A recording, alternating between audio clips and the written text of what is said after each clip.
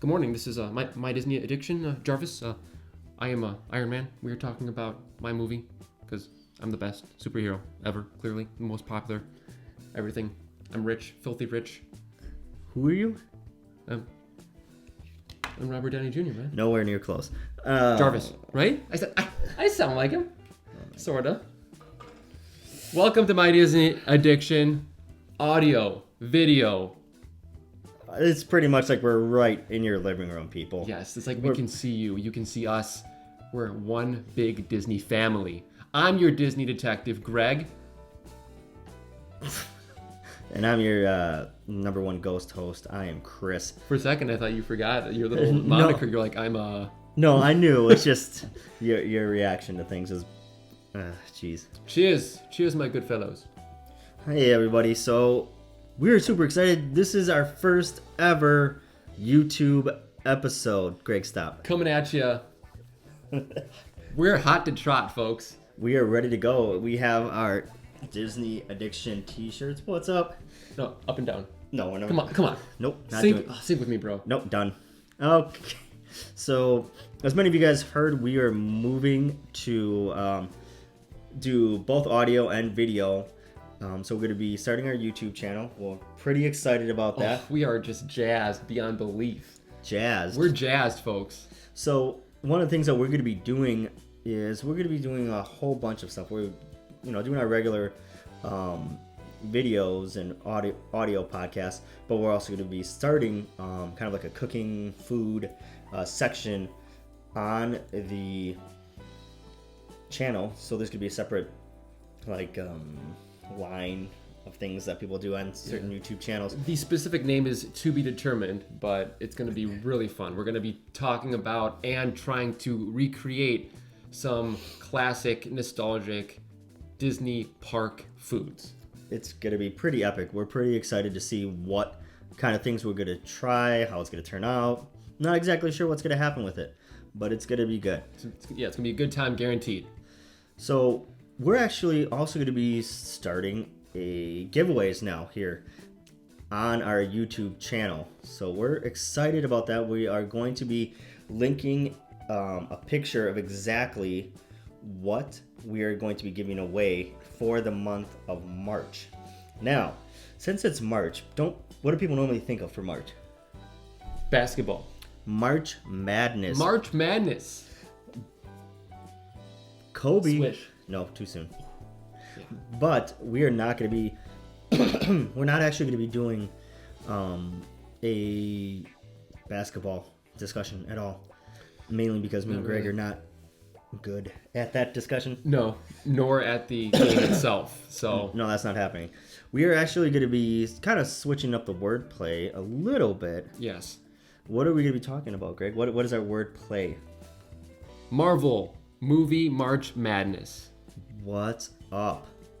So we're going to be starting a whole series this year that's going to be kind of an overarching theme for the series. It's going to be about Marvel, going through all the original movies here up to Endgame. So, we're going to end with Endgame.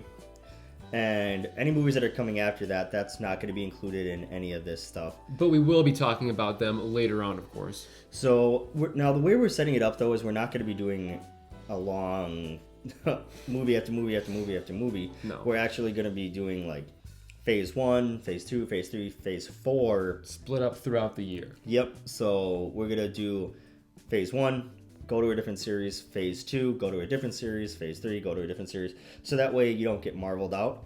Obviously, there's so much to talk about with Disney. We haven't really touched upon the Star Wars movies. We haven't touched upon the resorts. We haven't touched upon the restaurants. We haven't touched upon DVC, Disney Cruise Line. There's still so much to do, and we're so excited. But it's also a daunting task. It's like, how can we boil it down? What do we talk about, and in what order? It's one of those things where it's like you start to get overwhelmed with the amount of stuff that's coming out. Yeah. And you can't keep up with it. But it is a good problem to have. But for today, at least, we're talking about me, Iron Man, the best superhero ever. Right, Jarvis? No. Because I'm back in black. You are not.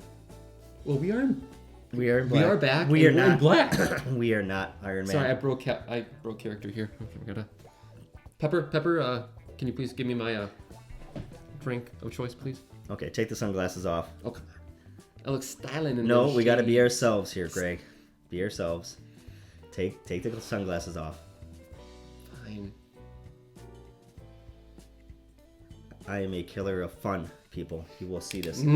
It's okay though. This is how we keep the podcast moving. That's okay. That's okay. I It mean, is. we bring that different level. Like, you're excited, animated. I am just not. Just not. Just And so there's opposite. that. So if you guys, when you watch the YouTube channel, you're going to very much see exciting, fun, happy me. Yeah. So there's that. So we're going to start with the first movie that started this whole franchise and this whole 10-year arc series, which has I just mean, been epic. thinking about that, like, just think about that concept that this series essentially was like, it's crazy. Like, depending on how old you are, like right now, this is almost a third of my life. This Right. movie arc. Right? It's not quite a full third, but it's Yeah. almost a third of I my know. life. It's more than a third for me. So I it's weird to think that like people who were kids are now adults with this. Yeah, because I was just beginning high school when this came out. I remember seeing it in theaters. It was the ultra screen, and it was awesome. Blew my socks off. Yeah, it was one of those things for me that I saw when I was in college. I was actually, this movie came out May 2nd of 2008, and so that would have put me at getting to the end of my second semester of my first year of college. Frosh. Yeah, so I was a freshy fresh, as they say. I was not a fresh prince, but I was No? pretty fresh. No. I mean, I do get mistaken for Will Smith quite often. Oh yeah, I can definitely see that. Yeah, it's pretty. Definitely see that. So we're gonna start obviously with Iron Man, the movie that launched an entire franchise. Get the sunglasses off your face. You are not Robert Downey Jr. If you were, we would have a lot better equipment. Yeah, that is the harsh truth. That is the harsh truth. So kind of let's start off Yes. with a little bit here. So the movie, like I said, came out in the U.S. May 2nd, not 19, Whoa, okay. 2008.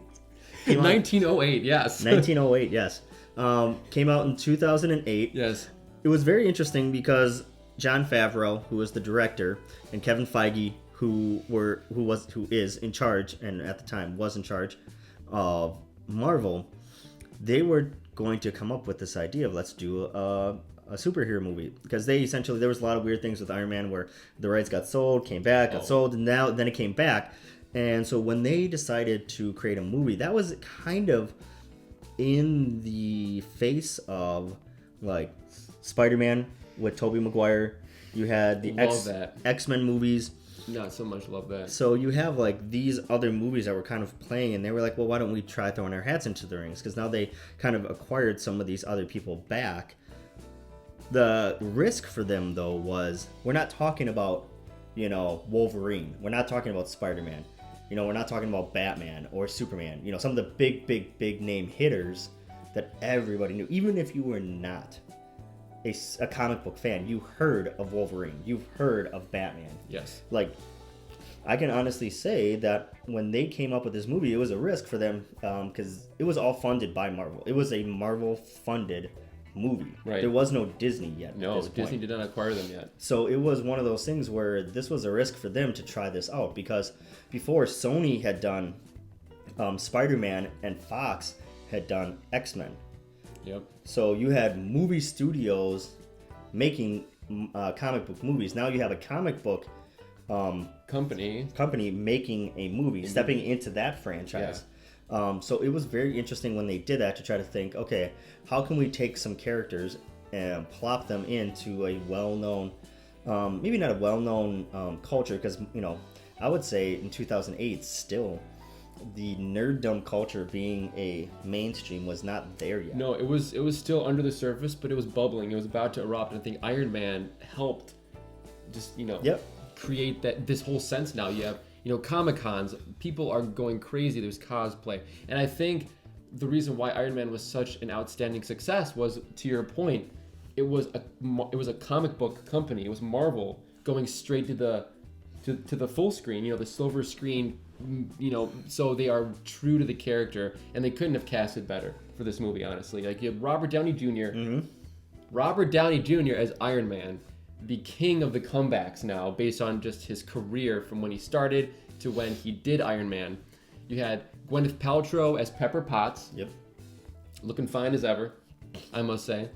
You have Jeff Bridges, the dude. Mm-hmm. The dude.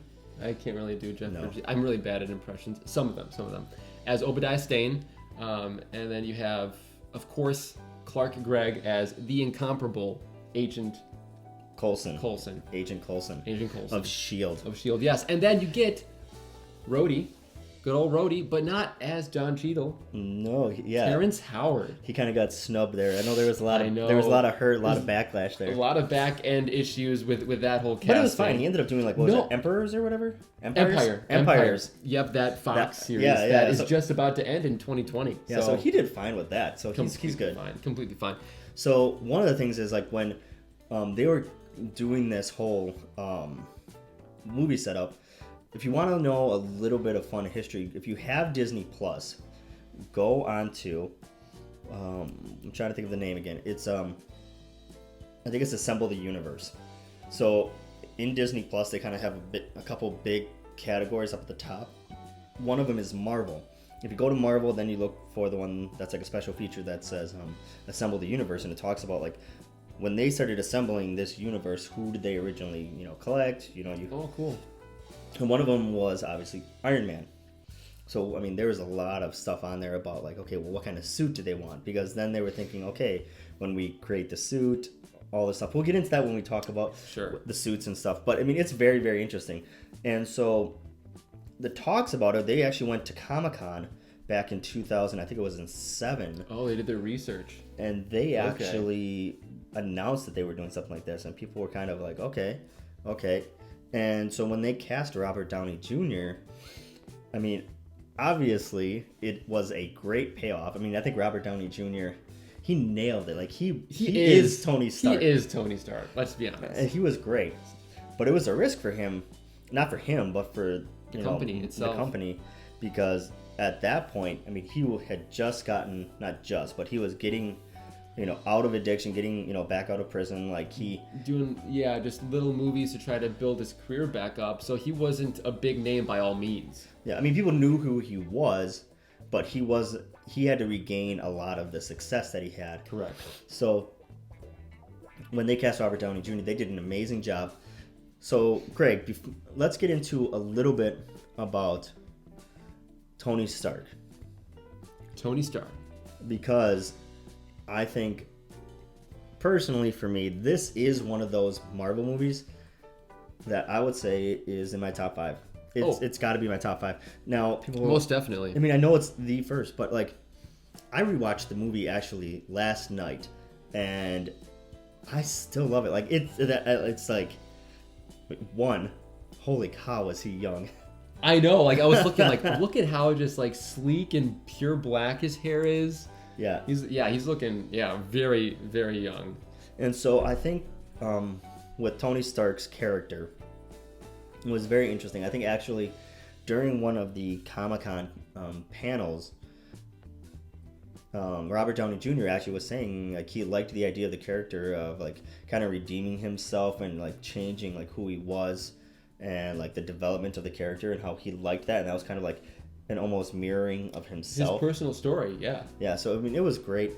I think Robert Downey Jr.'s presentation in that movie was very much, yes, I could get the very much like you're a jerk, you have lots of money, you do what you want, you don't have to really answer to anybody. Or really see the consequences of your actions. I mean, for him though, in real life, he actually did. Well, I mean, he saw it in the movie, but it was like the first... it was just that light bulb moment. It's like, wait a minute. In the first quarter of the movie... it was a lot of building up his character, what kind of person he was. I mean, and how it changed his character when he was in that hardship. When he was captured Yep. by the baddies, you know, and then he had to work together with this one other inmate who ended up saving his life, and so he becomes, like a new man. He was birthed out of fire like a phoenix. It was very good how Tony's, Robert Downey Jr.'s very fast, quick-witted thought process really came out. Like, you really got that sense of, like, he was sometimes smarter. He was smart to the point of his own detriment. Right. You know? Yeah, exactly.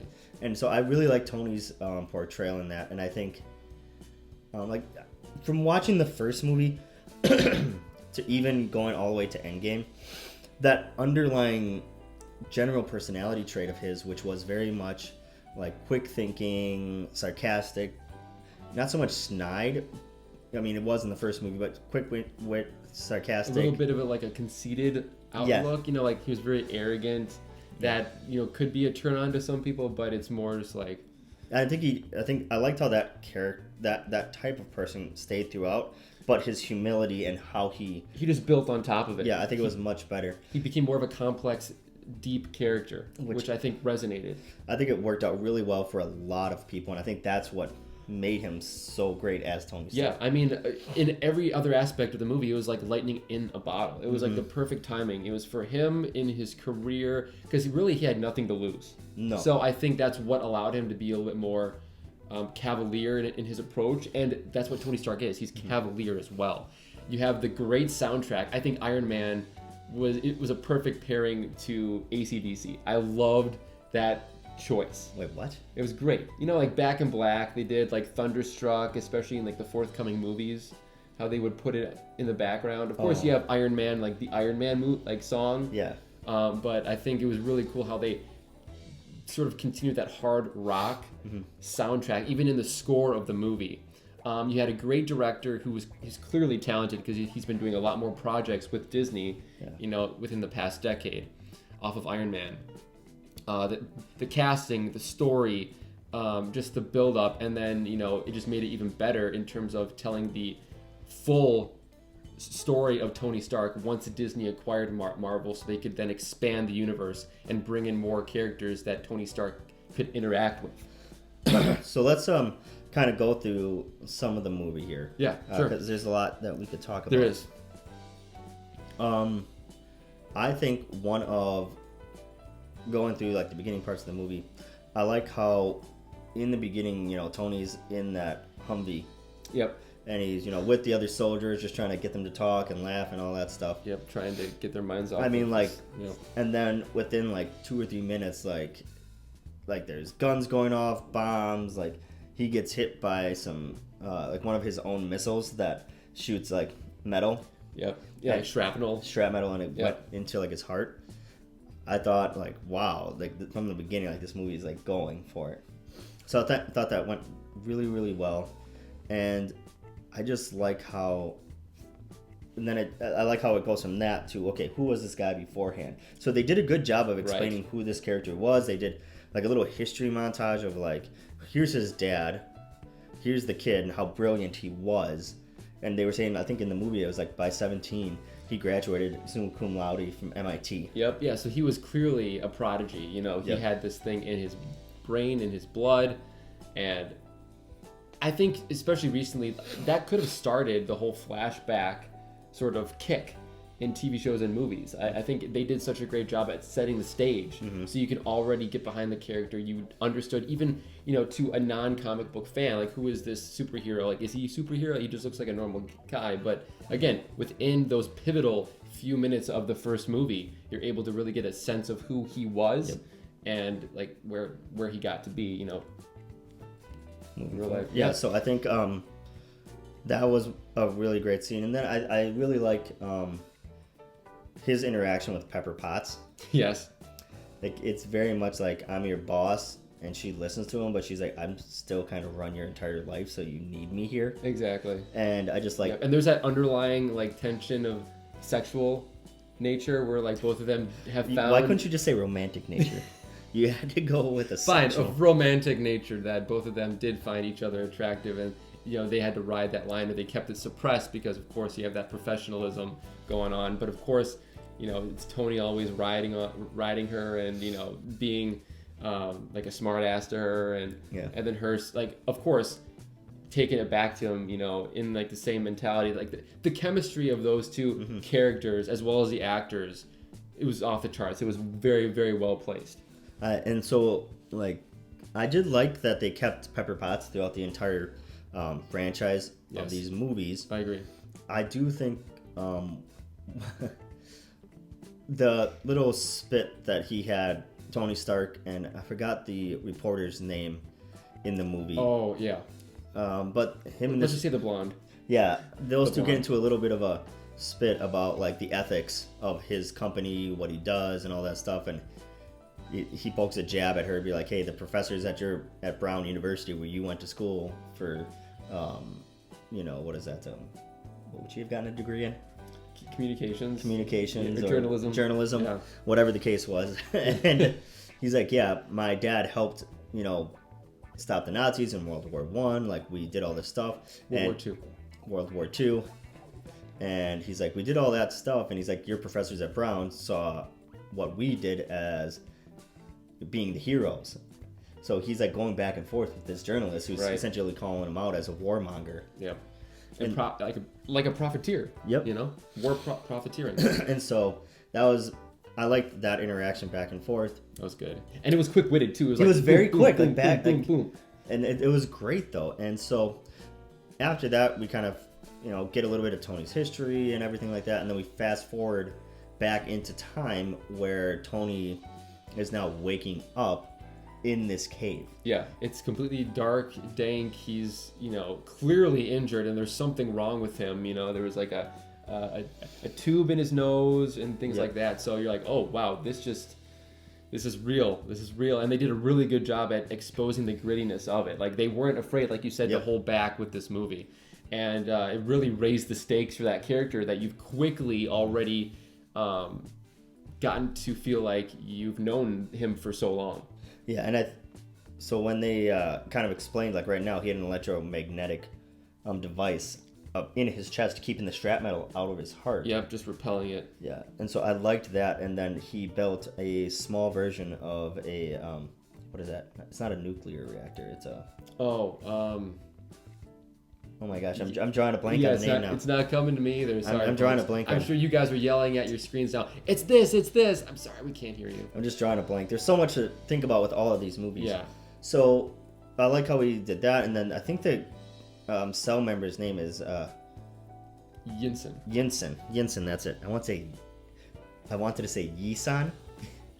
You were sort of on the right track. Yeah, but Yisan is a Magic the Gathering card. Oh, really? Okay, yeah. So don't worry about it. I haven't played that. And so I really liked that interaction between him and the cellmate. And the cellmate's essentially saying, hey, this is what's going on. These are who these people are. And they build this friendship back and forth. And then eventually these terrorists approach Tony and say, hey, the missile you just came over here and tested for the government and showed off and whatever it's called, the Jericho. We want that. Yeah, build it for us. Or die. And Tony says no. So him and the cellmate, or cave mate, or prisoner, whatever you want to call it. Yinsen. They're working on getting this stuff together, and he builds arc reactor. It's an arc reactor. There we go. There it is. Gotta love the human brain. It's still working on it in the background as we're talking about something else. Oh, here it is. It took a second, folks. A hot second. A hot minute. Oh, yes, hot minute. Still don't really know what that is. But inside story, yes, folks. Very. And so we were talking. So when looking at that, he builds this arc reactor for himself, and then he knows that these terrorists are not going to keep him alive. They told him, like, hey, if you build this, we'll let you live. Yeah, but like the biggest thing was, I think he agreed to build it, but yet he was building his mini arc reactor, or a way to escape. So he was like pulling the wool over their eyes, saying, okay, fine, I'll appease you, just so you can give me time, give me the materials. Yeah. But I ain't gonna be making what you want. Yeah. I'm gonna be making my way to escape with my new cellmate, Yinsen. So eventually, they just build a very crude initial mock-up of the Iron Man suit. Yes. And then Tony escapes, and then he comes back to the States. And I like how off the plane, Happy picks him up, who actually Happy is Jon Favreau, the director. Yes. And Gwyneth Paltrow, Pepper Potts is there. They pick him up. They hop into the very nice, I think it's what was that? Is that a Rolls Royce? It looks like I think it's a Rolls Royce. Yeah. And so they pick him up in it, and first thing he wants to get, coming back to civilization.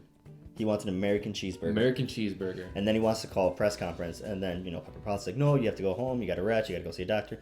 He's like, no. And then he tells Happy, he's like, go, I want to go to the press conference. Cheeseburger first. Yes, exactly.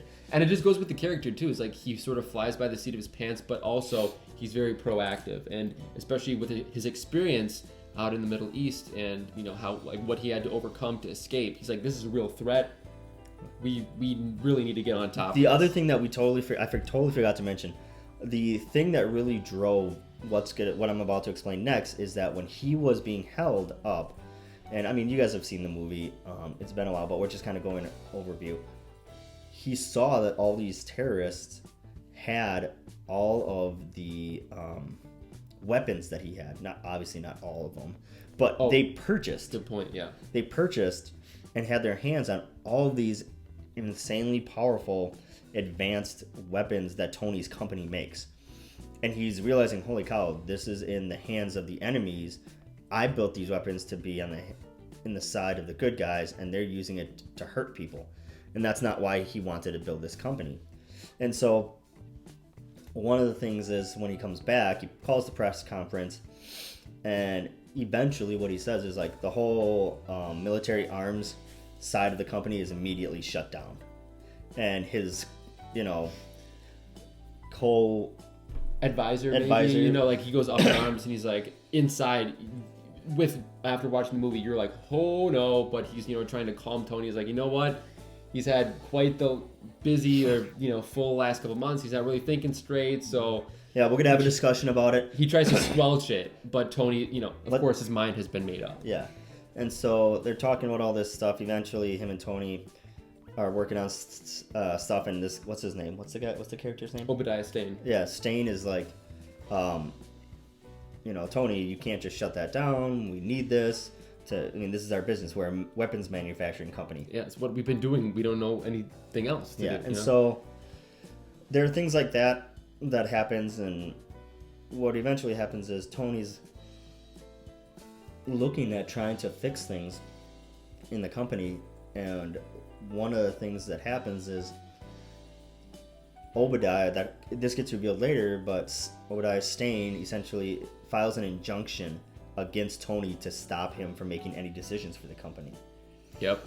And so while that's happening, Tony is coming up with I think it's called the Mark II, actually. Yeah, just better versions, better iterations of his little arc reactor. And for the suit. Because he realized that this might be something that he needs to take in his own hands. Because his own company, his own advisors, or people that he trusted, are like sabotaging him. And saying, no, we're not going to do what you want. Yeah. And so one of the things is like he starts building the suit, and the score for this movie is some of the best. Oh. I love like that. It's like so just it drives you. It drives you. It's a driver. And it's like I just thought it was awesome. And then one of the things that I loved about this movie was the way this movie played and really dug into. And this is something that, if you watch the universe, Assemble the Universe thing on Disney Plus, they really worked on, okay, so Tony's going to build this suit. It didn't just come out of nowhere. We have a backstory. Why did he have the suit? How does he make the suit? Obviously, we know Tony is a genius in a lot of areas of engineering. Yep. And so he's building the suit, coming up with mock-ups. I love the idea that he has like a 3D rendering that his body can interact with. So like one of the things is you could move it, and you could turn things around. Well, in one of them, there's like an arm that he's working on for the arm, and he's working on it, and he actually puts his hand into the 3D graph. You're right. That is so cool. And that's one of my favorite scenes in the movie is him trying to figure out how his suit would play with himself, and that came out wrong, how it interacted with his body. There we go. Especially with Jarvis, how he was helping him out. Especially that one scene with the fire extinguisher. It's like, whoa, hey. It was just really cool that play. That comedy worked out great. It was so good, and that's still one of my favorite scenes in any Marvel movie to this day. Yeah, I loved all that information, all the funniness that happens with Tony Stark and some of his equipment. Yeah, it's just like trial and so error, funny. and it's the human trying to interact with The technology. like the android or the artificial intelligence, that there is not this full connection because it's two completely different synapses or two different types of intelligences, I guess. And so I like that with doing all that, one of the things that Jon Favreau and Kevin Feige and all those guys were doing when they said, okay, we're going to make this Iron Man movie, specifically when it comes to the suit, because the suit is the movie. Like, Right. obviously the character is it, but like, how do we make this look like it could be the real world? And they did a phenomenal job because I was getting some strong like Transformers vibes as you saw the suit like latch onto Tony and like all the little intertwining moving parts and how it became, Well, that was the part whole of himself. It was so cool. I love the special effects in this movie. Well, and that's the whole thing with it. When they designed it, they had tons of artist renderings, and Right. Jon Favreau was saying that when they were doing the concept stuff before they even started shooting, was that he had like tons and tons of mock-ups of all the different Iron Man suits throughout all the comics, like different ones that like artists have made, and then they found one that was very much like military grade looking, like a very military grade looking suit. It wasn't like a suit that was metal that somehow was like latexed onto the person. It had a very functional, like if this was in the military, how could it be? Right. And that's what they did. So they looked at, when they built it, they did a lot of like 3D models of like, okay, if we put an actual human being in there and he moved his arm, how far could his arm go without breaking in a metal suit? Right. And like, okay, well, how could he fall backwards and hit metal against his spinal cord? Or like, it was very much functionally, how could Tony Stark, a person, fit in a contained metal suit that has a lot of functionality but keep his body intact? And so the way they designed it was very good, and all those intricate little moving parts that you were saying, that was very much, okay, Tony's coming up with the idea, but it has to be realistic into what, obviously with some level of realism, this is a movie. Right. But like, how would a genius making a suit do it for themselves? Yeah. And like all the music behind it was so cool. I loved it. My favorite to this day, when Iron Man puts on the full chrome suit, that is one of the coolest scenes ever. Oh yeah. Love that scene. Oh, it's dope. I remember when this movie came out, I was pumped, dude. All of them, whenever he was working on his suit and he put on the suit, I was like, "This is freaking awesome! I want that." Like he just, Yeah. it was so awesome. Like even to this day, I'm like, obviously, like I know, even with the new suit from Endgame and from Infinity War, it was all nanotechnology. Right. And was it like Mark 42 or like even Yeah, higher? it was so many iterations into the future, but yeah, but like the original one, it was very much like this. Just looks like a full, much more like not like the nanotechnology had a very much more sleek look to his body. very sleek. Yeah. Where More the- form fitting. Yeah, You know, but the first one was very much like this. Looked very much like a military tactical suit. Yeah. It looked really really cool. Yeah. And so I mean that chrome one, to this day, I absolutely love it. Absolutely love that suit. Mm-hmm. So Oh, wow. sorry, I got on a No, tangent it's about good. that. I love It's them. good, and it's just a testament to just how well they thought about in pre-production what they should do to achieve that level of realism and just overall mind-blowing aesthetic for the suit. Because to this day, like it still holds up. Like it's still phenomenal. And again, it just goes to show why Iron Man is in our top 5 Marvel movies. So.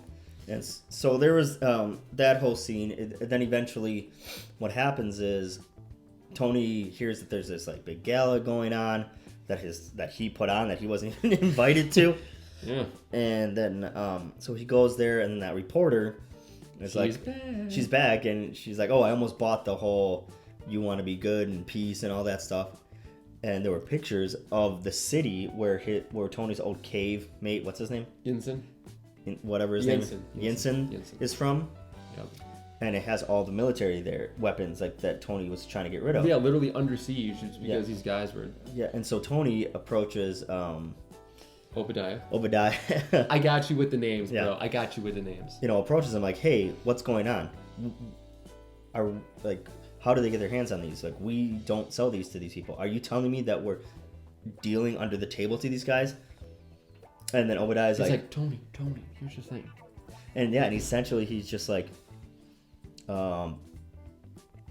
doesn't say yes, but doesn't say no. And then he's like, who filed the injunction against you? That was me. Yeah. And so that's when Tony like realized, like, holy crap, my company is selling this stuff to terrorists. And just that realization, and it was perfect pairing with the gala, with how they were like just so intimate with each other, and how he broke the news like, hey, you know, I'm against you now. And you can just see it in Tony Stark's face. Like, he still has to put on that facade, you know, like he's supposed to be happy. But like, he doesn't though, like in that. Yeah, just, like you could tell that like that's blowing his mind. Yeah, literal mind blown. Yeah, and then that's when, you know, again, it pushes him forward. And I really like all the characters in certain degrees push Tony constantly throughout this movie, which I think helps the pacing of not only the movie, but the character. And like the stakes just keep getting raised. You know, Pepper Potts pushes him in one way. You have Terrence Howard's portrayal of Rhodey and how he pushes him. I still think that's a better dynamic, the Terrence Howard Rhodey and Robert Downey Jr.'s Tony Stark versus Don Cheadle's. Yeah. So okay, I was more of a fan of Terrence Howard. Okay. But and then he seemed also more intimidating to Tony. Yeah, and I think it was more of just the whole black and white, the whole dichotomy thing. I don't mean do not mean color, right? I'm just saying like the dichotomy, you know, night and day. I just happen to choose black and white. Not a race, not a thing like that at all. Whew, here we go. Okay, back on track here. We just lost all of our viewers. We did. I'm so sorry. But yes, just, folks, if you've listened to the podcast and you are now starting to realize why I just like I can't with this guy. Like the amount of times that I'm just like blown away by some of the stuff that just comes out of his mouth. Yep. And he doesn't realize what he's doing. No, either. I don't. That's the worst part. You gotta think before you talk, Greg. I know it's 2020. 2020. I gotta be more aware. But anyway, yeah, it's just the dichotomy. I felt it was a better portrayal of what they were trying to go for. But I digress. And then of course you have Obadiah Stane and how he pushes Tony into becoming the man that he's destined to be, into the superhero that he needs to be.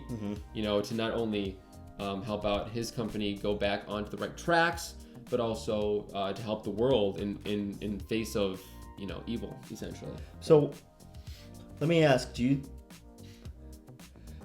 Obadiah Stane, like, so when I was watching this movie, I very much felt like, yeah, Obadiah Stane's, you know, kind of evil guy, wants his own.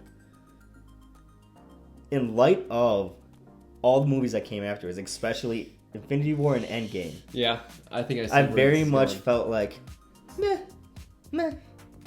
Like, I still love Iron Man. Like, if you took Obadiah out, I still love the movie. But Obadiah as a villain, compared to, like, Loki, Thanos, compared to... Even Ronan from Guardians of the Galaxy. Ronan. Ronan was just a whining little kid. Oh, yeah. I hate Ronan.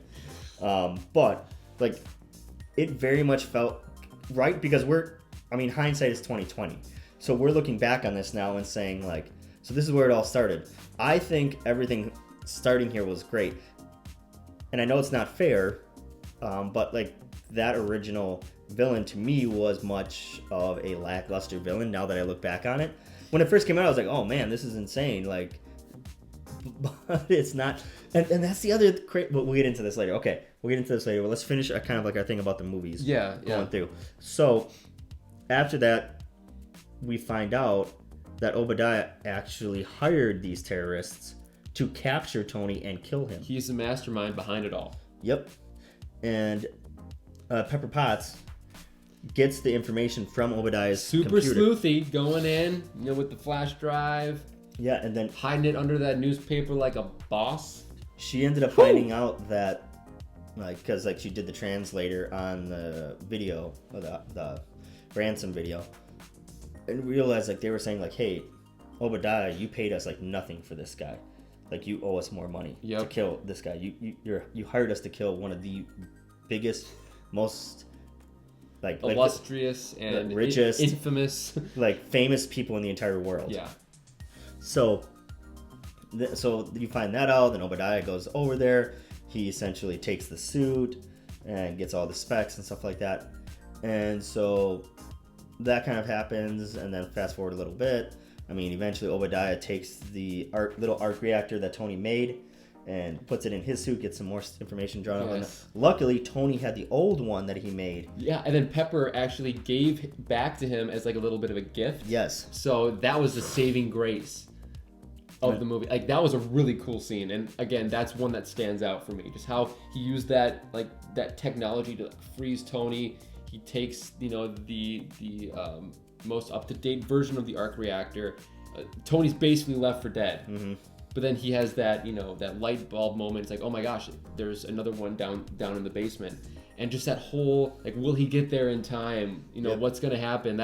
That sucked me in. I mean, the whole movie sucked me in, but that just, like, cemented it for me. And then once you get to the fight scene between him and Obadiah, it was like, once again, like... Mecca versus Mecca, you know? It was... I mean, now I feel like it was okay. Yeah. I mean, when it came out, it was great. I mean... It was very lackluster in light of all the other ones. See, for me though, I'm sort of the opposite, where I prefer those kind of villains that have human sensibilities, have human limitations. Because like, I'm all for seeing like a god like Loki, you know, as the main villain and them trying to overcome that. And same with Thanos, but with Obadiah, he is a human. You know, he's relying on his wits, his devious nature, everything to get ahead and to essentially, you know, take over, you know, his passion project, if you will.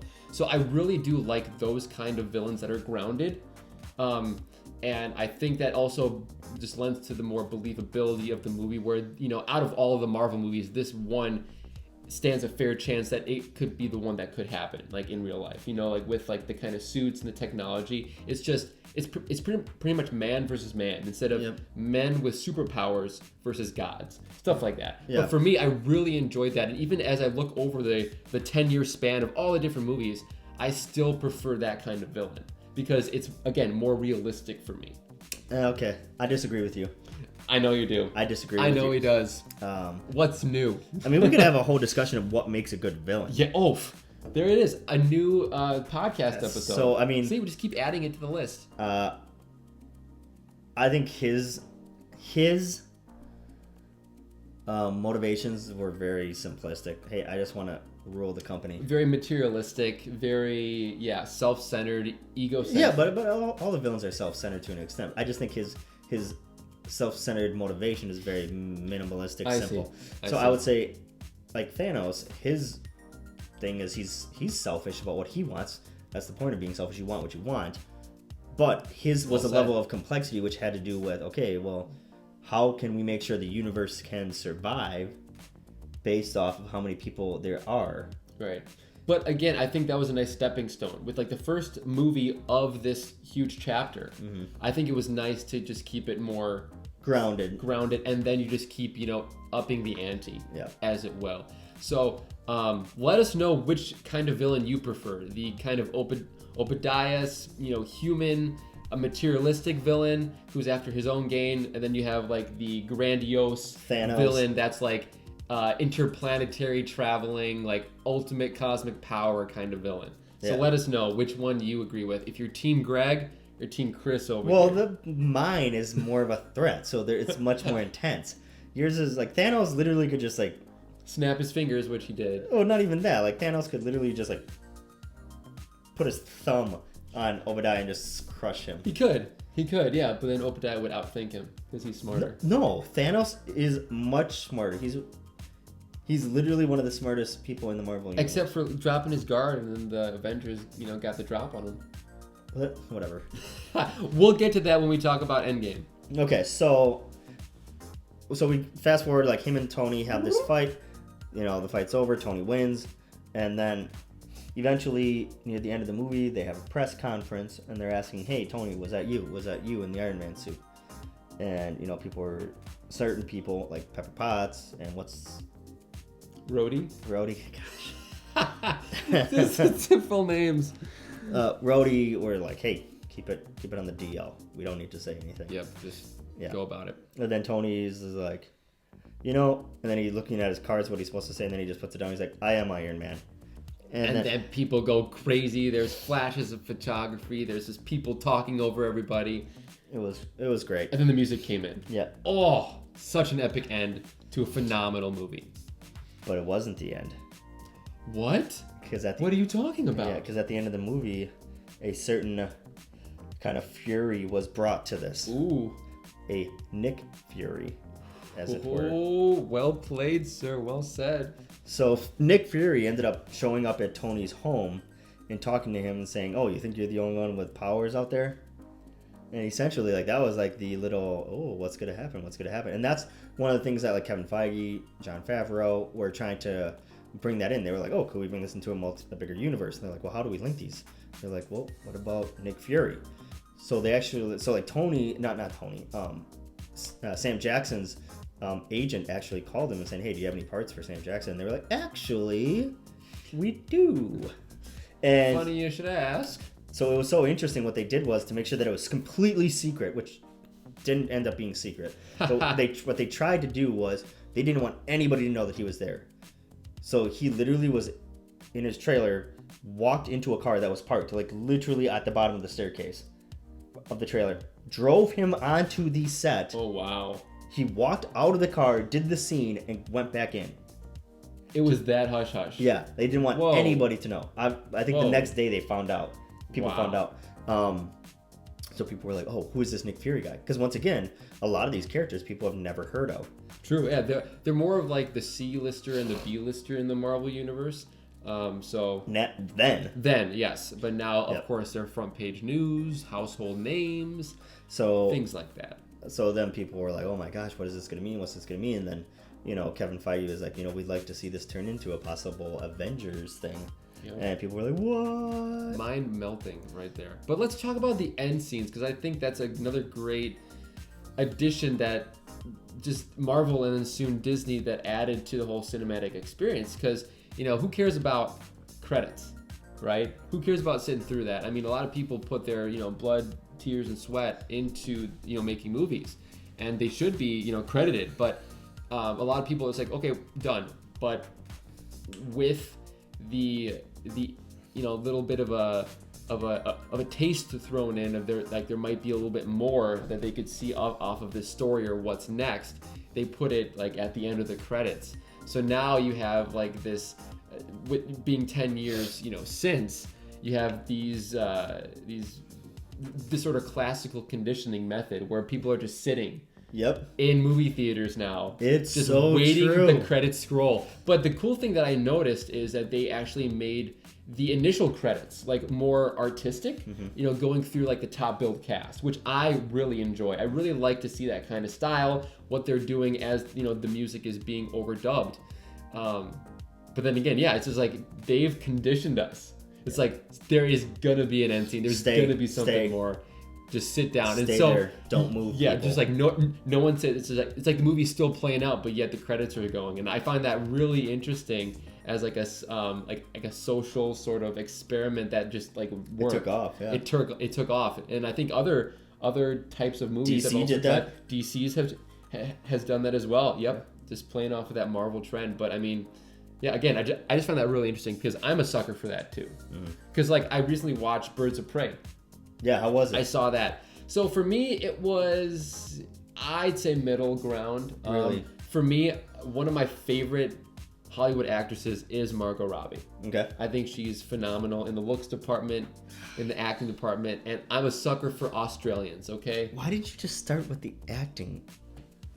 Well, do you really when she's that beautiful? Anyway, she's an amazing actress as well. And so going in, I was like, she's Harley Quinn. I love Harley Quinn as a DC character. And honestly, like throughout the whole movie, it's sort of... Fun fact. Graded on Harley Quinn was not actually in the comics originally. She was created for the animated TV show. Batman the Animated Series. My favorite animated show. Mark Hamill? Ever. Yes. Mark Hamill, Kevin Conroy. Oh, the best. Yeah. The best pairing. Okay. It's Marvel. It's like animal crackers and apple juice, man. That's the best pairing. Back to Marvel. Yes. So anyway, but what I was saying with Birds of Prey, I stayed during the credits. I'm like, there's got to be an end scene. Like they've got to tease something else. And we waited throughout the whole credits, not only like that artistic first credit, but the whole second one where it's just black and it's like the space crawl of Star Wars, you know, of all the names. And finally, like you hear Harley Quinn's voice talking about something. And it's like, oh yeah, now they've gotten you thinking that there's gonna be like an end scene or something, but okay, let me tell you something about Batman. And then it just goes dark. So it really wasn't an end scene. It was more of like, hey, we got you to stay all the way to the end after the 10 minutes of credits. Psych. So it was sort of a cool, like Harley Quinn sort of Joker kind of joke. So I can let that slide. But again, it's just with any movie, I'm like, is there going to be an end scene? Should we stay? And sometimes it's like a big flapple. Yeah. So anyway, back to the movie. Overall, what do you think about the movie, Greg? What do you think about the first Iron Man movie? I mean, you can talk about in relation to all the other movies if you want. You can talk about specifically Tony Stark, whatever the case is. What do you think about this movie? In like a grand scheme of things, in like the superhero genre, there were still a lot of things that needed to be fine-tuned because I don't know. Every superhero movie before that was different, which I sort of liked. You had Superman of 1978. You had that feel. You had Tim Burton's Batman feel. You had some like B-movie superhero movies like Captain America or the Fantastic Four in the 90s that just like weren't horrible. You have the Spider-Man movies with Sam Raimi and Tobey Maguire. You had the X-Men movies. You had the standalone Incredible Hulk with Edward Norton. That came afterwards. Oh yeah, it did. Very, very close after, right? Yeah, I think so. Yeah. So there were still a lot of moving parts. It's like, how can you make like your own type of superhero movie and not like maybe play it off of which interestingly others? I just found this out. I was doing some research on the movie yesterday to prepare for this, and one of the things that I found out was that guess what movie came out the same year this movie came out with in 2008? Was it Dark Knight? It was. Yep. So you had Christopher Nolan's The Dark Knight masterpiece, Kevin Feige's or Jon Favreau's, so let's just go with directors. So you have Christopher Nolan's Batman, Jon Favreau's Iron Man. And when you think about it, if you were to say what is the DC version of Iron Man, it's Batman.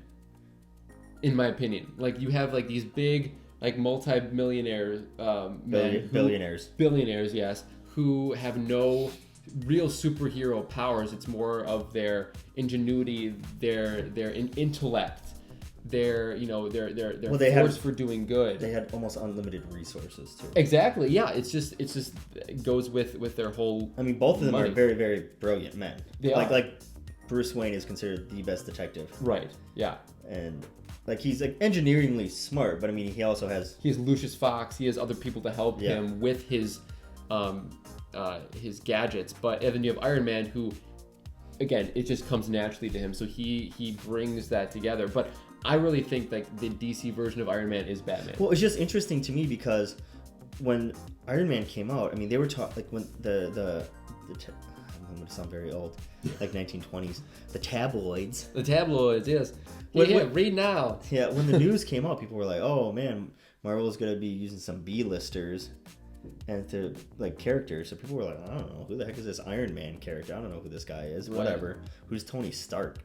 And so, but then they got Gwyneth Paltrow, which at that time she was very famous. You had Robert Downey Jr., who was famous for some good and not so good reasons. Yeah, more for his real life mishaps or demeanors. So you have things like that came out, and so when you look at it, you look at things that happened, and then when that movie came out, people were like, "Oh, is it going to go well? Is it going to do well? Is it going to garner the status of what Christopher Nolan's Batman Begins is going to do?" Yeah. And then people were looking forward to this new Batman, and so like. And here's where the weird interplay came in, and I thought this was like I don't think about it this much until we're actually doing the show. Now I'm actually like thinking about it. It's very interesting because think about it. They were taking a B-list character. The comic book production company was putting their throwing their hats into the ring of let's try making a movie. We got this acquisition back of Iron Man. Let's do this. Okay, so you're going to use a B-list character. You're going to use some famous people. You're going to use a main actor who is like, you're kind of putting your hopes on this guy. Yep. So you have this over here, and then you're going to pit it against Christopher Nolan's Batman with Christian Bale, Michael Caine, and then Morgan Freeman, and then it's like, and then you throw Heath Ledger in there, and that's where the other thing came in. People were like, "Oh man, Christopher Nolan's Batman's so dark, it's so gritty," and then it's like, what? And this always happens, right? And I feel like this is going to be forever the case of the Joker. Sorry, folks, this is turning into a very different thing, but that's kind of how things go. That's how we roll. So one of the things is when all of a sudden it's like, is Heath Ledger ever going to be Jack Nicholson's Joker? Right, and they're so diverse, they're so different. Yeah, and so you have this, so many aspects. But then this is where I feel like the diverge started happening.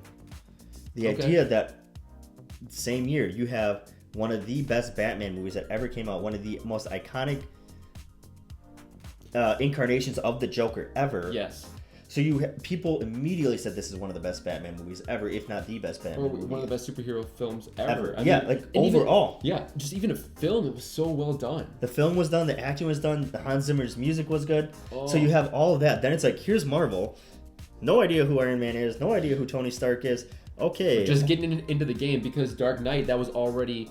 it was tested, it was established with Batman Begins, so they're continuing a story that everybody loved. Yeah. So it's like people were like, I mean, there was still the risk of like, can we do another Joker? Right.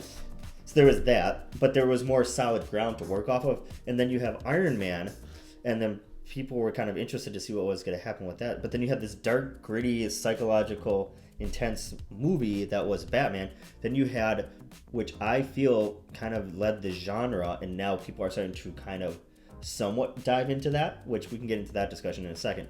But where Marvel is, it can be intense and give you the action and give you like, holy crap, like you're being held by terrorists, and it's very gritty, but also very much like Tony Stark threatening his extinguisher that if he sprays him again, he's going to sell him to the university college. Yep. Yeah. You have that difference, but but the interplay works. It works with that movie, and I think that's what Marvel sort of established as being a little bit of a different kind of movie. Like the intensity's there, but you can still have the good humor. Yeah. It doesn't have the grittiness that Marvel has.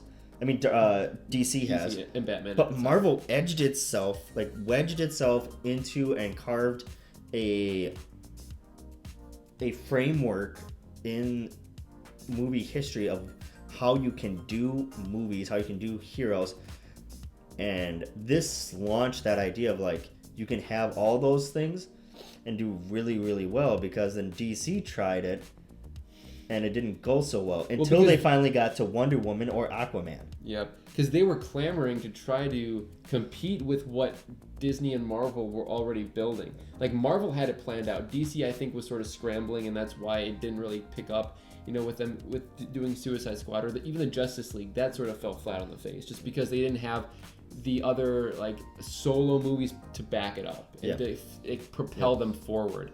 And I think with Iron Man, what you were saying, it was a perfect foundation. I do not think they could have done it better for a movie on its own, as well as to set up for what became like a 27 movie series or arc known as the Marvel Cinematic Universe up to this date. So I think they just did it perfectly. So going back to your question of how I view the movie, how I feel about the movie, it is definitely like a strong 9 out of 10 for me. And it's, again, one of my favorite Marvel movies. And if I were to take it out of the superhero genre, it's still a great movie that I enjoy watching at least once a year, just because, again, just everything seemed to work for it. Yeah. What about you? Top 5. I don't know, man. I think Robert Downey Jr.'s portrayal of Tony Stark, I think that's what kind of solidified it for me. Like, the suit is awesome, but I mean, you can get technology and other things like Batman movies, right? Like, you have a bunch of those cool suits and cool things. Yeah, the bat nipples in the Schumacher movies. But the character of Tony Stark, like, I just loved his personality so much. It was funny, witty, sarcastic. I loved it so much. It was very much a contrast from Christian Bale's Batman. Oh, for sure. Where Bruce Wayne just was like very stuck up, and when he tried to be funny, he kind of came off as a jerk.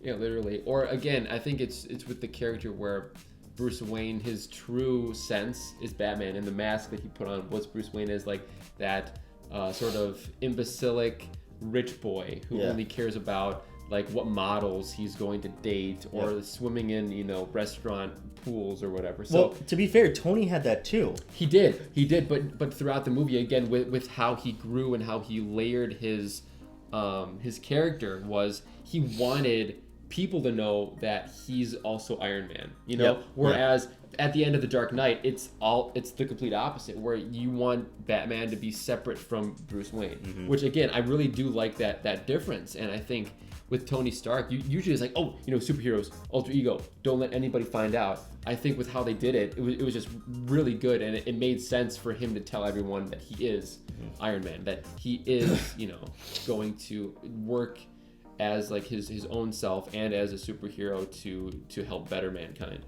Yeah, so overall I thought the movie was great. I'm still impressed with this movie to this day. Last night when I watched it last night just so I could get another feel of kind of like what do I feel about it again.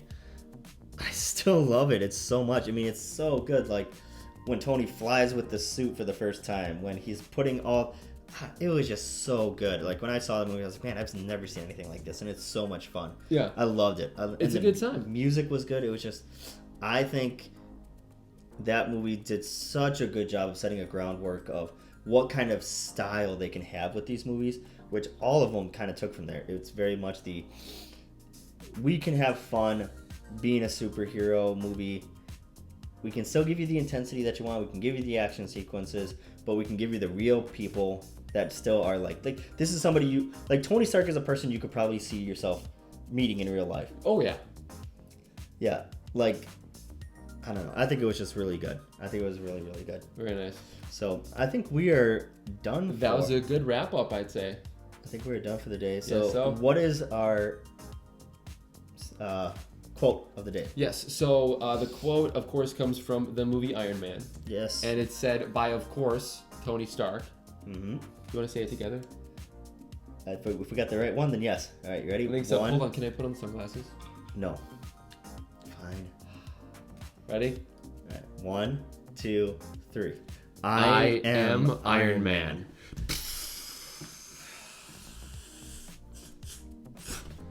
Sorry, my repulsors didn't really kick in there. It was quite the anticlimactic exit. But anyway, hopefully you enjoyed this episode. Let us know what your favorite scene in Iron Man is. We'd love to hear you. Don't forget to write us a review on any of your podcast places that you go to listen. Since we are on YouTube now, make sure you comment below, subscribe to our channel, and hit that notification bell so you can get notified whenever we put up new videos, so you can see our beautiful faces, our intriguing faces, and the shenanigans that we get into every day with this podcast. A couple things I want to mention here. We are doing a giveaway here this month. We are going to post a link in the description of what we are going to be giving away. We're going to send pictures out of that on our Instagram, Twitter, Facebook. Follow us on all those, like Greg was saying. The way to be entered into the giveaway is key, guys. Listen. If you share anything from us, whether that's on Instagram, whether that's on Twitter, whatever the case is. So it's got to, let me rephrase that. It's got to be a share of either an episode or the picture of what we're giving away with our hashtags and all that stuff. If you share that with somebody, you got to put somebody's name in there, not just share them. You got to tag them in it. If you do that, we will put you into the running, yep. So that way we will be able to figure out who we can give that to, and we'll put your name in there to have that giveaway and get that chance of getting that awesome Disney merch. Oh my gosh. And I will say, excited. It is going to be a part of this series for the first giveaway of Marvel, of Avengers, Iron Man, whatever the case is. It's going to be Marvel related. It's going to be themed. You're going to want to join in and be a part of it because, hey, if it's simple as, hey, I'm just gonna share posts with one of my friends, even if you do one family member each time, whatever the case is, you're going to potentially get something for free just for sharing. So, and we want you guys to be a part of it. Obviously, comment, subscribe. We will try to follow up with you guys. We're coming out with the food cooking review thing for this channel as well. We're going to have a lot of fun with it this year. We want you to be a part of it. Please share, subscribe. We want to give you guys stuff. Yes, we and want to give you content. Also, keep thinking about what kind of food you want to see us try to make. So if you comment on that, on any of the social medias, on YouTube, or in the review section of your iTunes or Spotify off this podcast, we will definitely be listening. And again, that'll just add to the list of what we can do. So we're really excited. Hopefully you are too, because we want this to be a huge Disney community. And also, of course, the only place you can get your Disney fix. One last thing. Okay. We are going to be starting a Patreon account as well. So if you guys subscribe and join the Patreon account, we don't have a tier system yet. It's just subscribing any amount. I mean, like even if it's $1, whatever the case is, we will be giving you access to behind the scenes footage. We're also going to be giving you access to, if depending on, we haven't really talked about it that much yet, but one of the other things we're going to be doing is we're going to be putting out additional content for the Patreon. Like one of the things we want to do is potentially talk about what we call our Disney doses, just small little blurbs of Disney, either facts, trivia, tips, whatever the case may be. That could be thrown out throughout the week, so it's not just like a Friday thing with these podcasts. Yep. It's more Disney addiction. We want to give a ton of stuff. We want to put a ton of stuff out there as well, you guys. So It was super fun. Iron Man, first movie of this franchise that we're going to be discussing. And let me tell you guys, I have thoughts on some of these movies coming up. Like Avengers, I am pumped to talk about Avengers. Yes. So excited about that. I know. Our thoughts will assemble, much like the superheroes. Gosh. It's Okay. gonna be awesome.